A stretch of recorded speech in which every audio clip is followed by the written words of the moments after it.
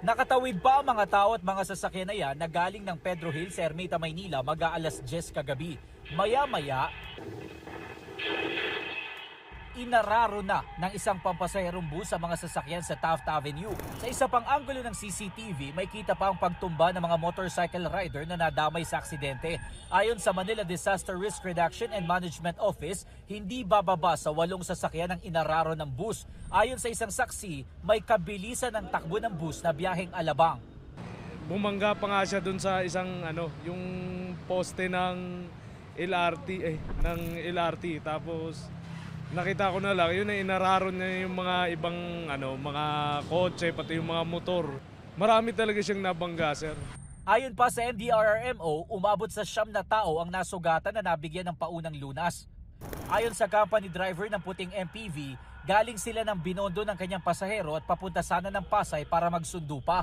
Nagulat na lang daw siya nang matumbok sila ng bus. Hindi ko na naisip, sir. Paglingon ko kasi, sir, ando na yung uso ng bus doon sa tapat ko, sir. Napasigaw na lang ako sa Lord. Iniinda niya ngayon ang bukol sa ulo matapos tumama sa pinto ng sasakyan. Ang kasama niya nasugatan sa braso dahil sa mga basag na salamin. Ito yung bus na sinasabing ng araro ng hindi bababa sa 8 sasakyan. Sabi ng mga otoridad, maswerte at hindi ganun karami ang mga pasahero na sakay ng bus noong oras na maganap ang aksidente.